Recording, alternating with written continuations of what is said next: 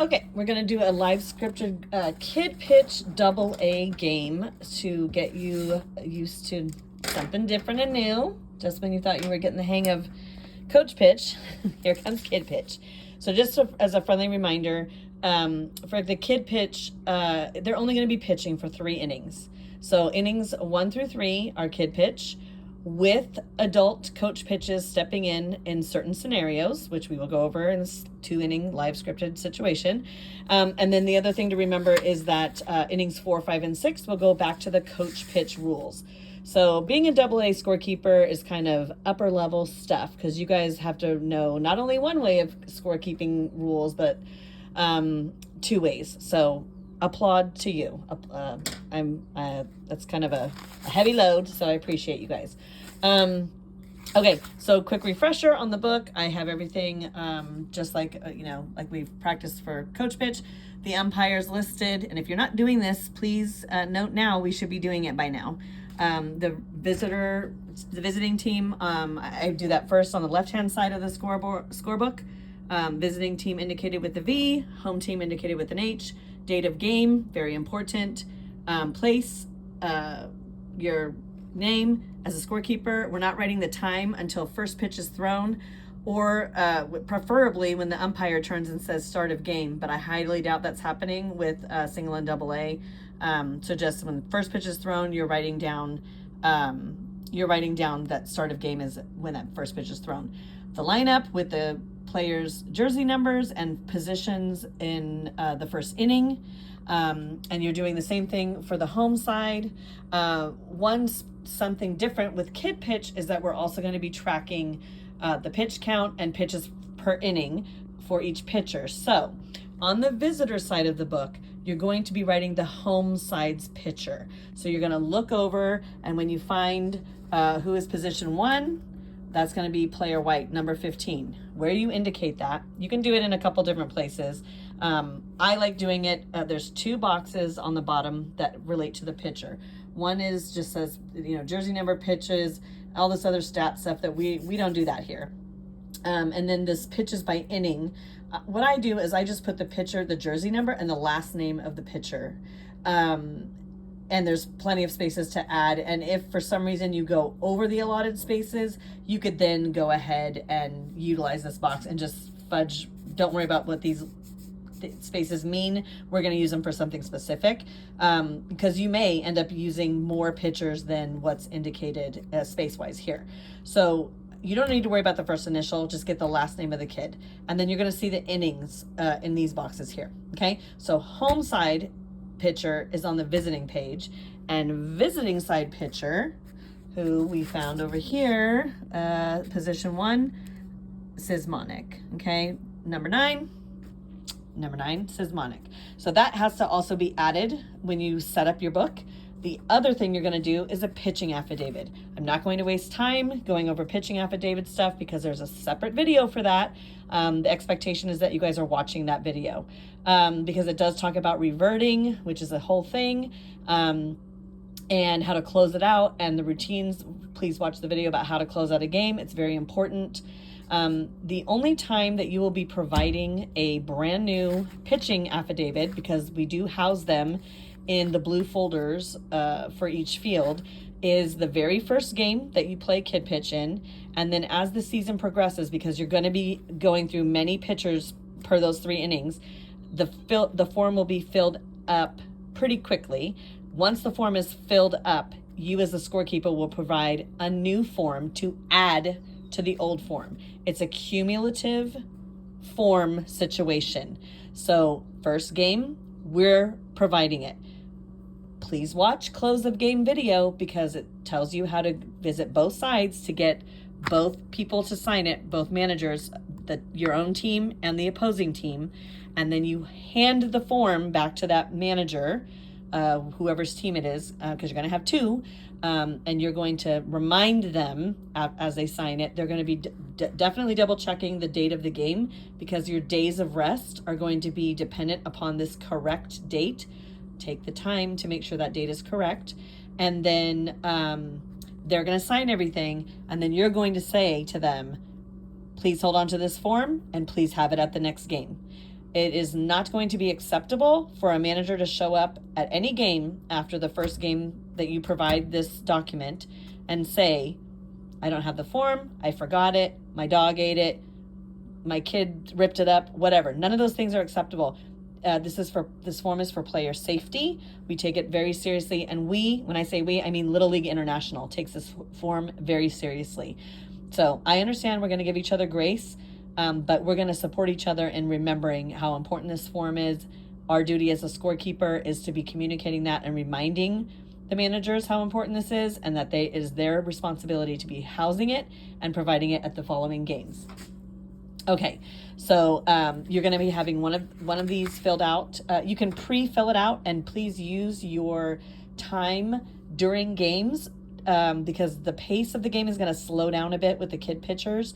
You have plenty of time to be completing this form, not waiting until the end of the game to do it, because it's going to be a lot of stuff going on at the end. Please use your time wisely and be filling it out as the game goes on. And you're going to see me doing that to show you how I kind of do it. But pre-game, you can fill out the things that you can fill out. The date, my make-believe date, because there was no 29th this year. The player for the Marauders, who's their pitcher, White, last name, first initial. You don't need to have the whole name, just last name, first initial. Last name is crucial, not first name, okay? Their jersey number, how to find the league age, blue folder. The very first page, I have all the players in the whole league that are pitcher eligible. So by division. So the very first page is all AA, every team, every player, alphabetized per team. And then after their name is a bracket and it's parentheses, and inside that is the number. That's their league age. So there's no guessing. You don't have to ask anybody. I provide all that for you. That makes it super easy. So we're going to say this kid is league age 7. You can't get this signed yet, but you can sign as a scorekeeper. And then these 2 pages we're going to fill out as the game progresses. What I do, helpful tip during the game so that I can access this form easily, is I slip it into the back side of my binder sticking out so that I can pull it out as needed, okay?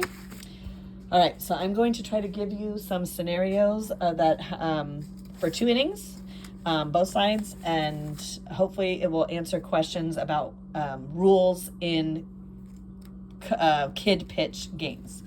All right, so first batter is Howell, and he's going to hit the ball. So he's going to get 2 strikes, strike 1, strike 2, and he's going to hit the ball on the 3rd pitch, and he's going to make it to first base. So here's the thing. You're now going to have a kid ump behind the plate calling balls and strikes. Yes, their strike zone is going to be terrible. Yes, their calls are going to be probably terrible. Yes, you as a scorekeeper are going to zip your lips and not say a word. We are supporting and trying to gain these kids to be umps, not terrorize them and intimidate them. They're going to make bad calls. It's just part of Little League, okay? They're learning as well as everyone else. So they're doing the best they can, and they're just going to get better, but we're going to be supportive. Okay, and if you have a kid who is making good, clear calls, let them know at an appropriate time, like, hey, I can really hear you. You're going to have to learn their rhythm of, just like when you're in an upper division later with an adult ump, you're going to learn their rhythm, because not all of them make calls that are loud and clear either. Sometimes they throw fingers, sometimes they grunt, so you'll figure it out. So this kid's on first base, and we need to count pitches. You're counting pitches as you go. Don't save it until the end of the inning. So this kid has 1, 2, 3 pitches. Indicate it somewhere small in the box that you can read, okay? And this is also cumulative, so you're going to be adding on as each batter gets up to bat. Okay, Jamie's at bat. He's going to have 3 balls. Ball 1, ball 2, ball 3. And then he is going to have a strike, 1. Oops. And then he's going to have a strike 2. And then on the 3rd strike, he swings and he misses. So that's a swinging strike. So when it's a swinging strike, it's a forward K. If it's a called strike, that means he's just standing there not swinging, but the ump calls it a strike. It's a backwards K, okay? So you're going to indicate that's an out, 1 out, and we're going to count on. So 3, 4, 5, 6, 7, 8, 9. Okay. Benniger is now at bat. He's going to swing and miss 2 pitches. So that's strike 1 and strike 2. He doesn't swing. I'm sorry. The next 2 pitches are balls. Ball 1, ball 2. And then on the next pitch, he hits the ball, but it's foul. You cannot go out on a foul ball, but we still need to count that pitch. So we're going to do a dot. Okay, that's going to remind us that a pitch was thrown there. So dot. And then the next pitch, he also hits a foul. So please put your dots somewhere that you can remember to count them. I do not recommend putting it into the base path because you're going to be coloring in that diamond if they score, make it home. So just do it off to the side, but be paying attention that it's a pitch that needs to be counted. The next pitch, he's going to hit the ball to shortstop, and he's going to, that shortstop is going to tag the bag. So the kid who's batting makes it to first, and the kid who is on first is going to be out. And it was a fielder's choice, and it was position 6 that did it. So that's 2 outs, and we're going to count the pitches now. 9, 10, 11, 12, 13, 14, 15, 16 pitches. Please remember to count the action as a pitch. Hopefully it'll make sense as you continue to watch. Okay, Baxley is at bat, and he hits a bomb to center field. Runner Baxley is more than halfway to third. Not runner Baxley. No, yeah, the batter is more than halfway to third before the center fielder throws the ball into the infielder in the base path. So the ump is going to call that the dead ball, and that because Baxley was more than halfway, he is awarded that third base. So he gets a 3B, and his friend made it home. That's going to remind me, so a kid crossed the plate, I usually throw a finger up. So that's going to remind me that's an RBI. And we're going to count the pitches. So he hit it on the first pitch. So now we're at 17. So see, a lot is going on, okay? And we got a run scored, okay? Okay, the next batter is Blair. His first pitch is a foul ball. He swings and misses the next pitch. That's another strike. And he gets his next pitch is a strike, but he does not swing. So that is a backwards K, and it is the 3rd out. Okay, so we're going to indicate the end of the inning with that little diagonal line, and we're going to count 17, 18, 19, 20 pitches. Okay, squiggle down. And it was 1 run in that inning that was scored. And then you're going to be writing the pitch count per inning. So White ended with 20 pitches. Remember, well, I don't know if you know, so hopefully I'm not sure if I shared the local rules with you guys in an email, but I will when I send this video out. Kid pitches, they are limited to 35 pitches per inning. So they can't go past 35. They can finish a batter if they start a batter before 35 because it's going to revert back. But anyway, they can't go past 35, and they can only pitch 1 inning. So there's that. So we already know this kid's done. So I'm going to switch from pencil to pen. I'm going to take out my pitching affidavit, and then I'm going to look at my pitch count. So he's going to end at 20. So that's what he threw for real. But we're going to revert. Watch the pitching affidavit video if you need special instruction on that. You look at the batter before the final pitch count, and he ended at 17. It's to revert, it's that number plus 1. So it's 18 pitches that were reverted. So we're going to circle that as the pitch count, 18. How do we figure out days of rest? You're going to flip open your binder, your scorebook, and you're going to see, it's all here for you. You don't have to memorize a thing. If a player pitches 20 or less pitches, no days of rest are required. Please don't worry about the pitching thresholds up here. I know it says a higher number than what I'm telling you. 35 is their max number, because that's a local rule that we decided on for player safety, that we're not allowing them to go past 35. Okay, so we said no days of rest are required, and the date of the game is the 29th. So the next day that he could pitch is the 1st. So 3/1/25. No days of rest required. All right.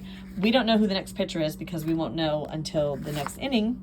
So I'm going to slide that page right back into the side of my book so it's ready to be accessed when needed. Okay. All right. Next up is the visitor team. I'm sorry, the home team. Hello.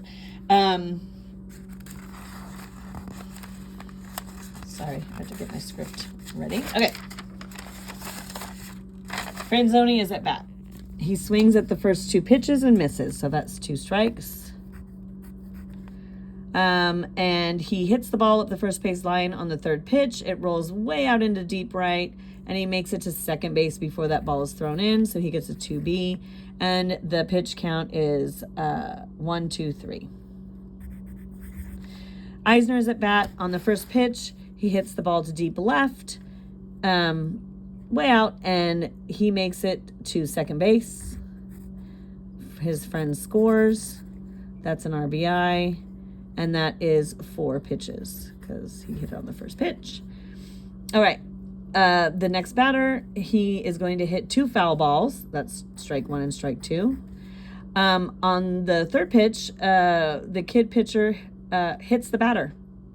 So what happens then is coach pitch. The local rule is when a kid pitcher hits the batter by a pitch, gets hit by a pitch, the adult coach pitch will come out. The coach pitcher will come out.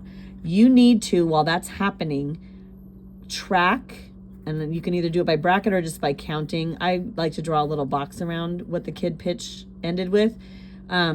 So 4, 5, 6, because we have to count those pitches for the kid. We are not counting pitches for the adult. So when a kid, the rule is when someone is hit by a pitch, the coach pitcher will come in and the count is erased. So they're going to start fresh, but the kid's only going to get 3 balls thrown. He either has to put the ball in play or he's out. Okay. We're not going to track the adult pitches on the batter here. You can do it off to the side in their little inning things. I would just use a Post-it. I unfortunately did not grab a Post-it again when I filmed this, so I'm gonna just use paper space over here. So the coach pitcher throws. Remember, the count is erased. The first pitch is a ball. The second pitch, the kid swings and misses, so that's a strike. And the 3rd pitch, the kid's gonna go ahead and hit it into play, and it's gonna go all the way out to between 3rd base and shortstop, kind of toward the shortstop. The shortstop's gonna grab. It's gonna go out that way. So Chappell makes it onto first base, fine. But the ball's going to hit the runner as he's running. So he's going to be out because that's interference. And we already did the pitch count. So this is going to be out number 1. Okay. Hopefully that makes sense. It's the same script we used in the game practice prior. All right. White is at bat. His first pitch is popped up high in the infield. It drops near the pitching mound. White makes it to first. Chappell makes it to second. And the kid pitcher throws it to first in an attempt to get out the batter, but first base misses the ball completely. So when that happens, Chappell is going to run home and score, and White is going to end up taking second base. Okay, so a lot happened there, I know. So, but only the action happened on the first pitch. So 6 + 1 is 7. Okay, the next batter is Meeks. He's going to hit a line drive between second and first base. That's going to bring in White. That's an RBI. And Meeks is safe at first. Pitch count is 8. Okay. Spinetti is now at bat. He is going to hit the ball near the shortstop. The shortstop is going to tag for second base. And Spinetti is safe at first. This kid is out. So the shortstop, he made a fielder's choice. And he got this kid out. So that's 2 outs. And it's pitch 9. Okay? All right. Vig now is up at bat. He hits a pop fly to center, who drops the ball. Vig now makes it to second base. And Spinetti is on third. Okay? And then Goss is at bat. He hits the ball deep left. So he makes it to second base. Meanwhile, his 2 friends scored. That's 2 RBIs. Oh, I forgot to count the pitch on Vig now. So here's what happens a lot of times. This happens to me all the time. I'll forget, not anymore, but when I was first starting. I'll forget to count the pitch. So you just go back. So 9, and he hit this on the first pitch. And then we add this one, 11. And we're going to call that's 5 because 1, 2, 3, 4, 5. We're at the run rule. So we're going to go 5. So that inning is over. Okay. The ending pitch count for this pitcher is 11. Okay. Wow. That was a pretty great defensive game. We're going to pull out our pitching affidavit. Oh, sorry, I didn't circle it. Circling it in this box means that was the final pitch count for that pitcher. It's just a good habit to get into as a scorekeeper. All right, so for Sismonic, he ended at 11 pitches. And if you go back to revert it, the pitch count before, the batter before ended on 10. 10 plus 1 is 11. So there really was no reverting. So you can either just leave it as 11 or you can do 11, 11 just for practice to show that you're actually making an effort to try to do reverting. And 11, I'm just going to tell you without looking that it's no days of rest required because it's under 20 pitches. So it's a no, and he's eligible to pitch again on 3-1. Okay. All right, I'm going to pause this video. It's going to be a 2-part situation. Make sure you watch the second part because that's where some more funky rules start happening. But I have to go pick up a kid from school, and I'll be right back to do video 2.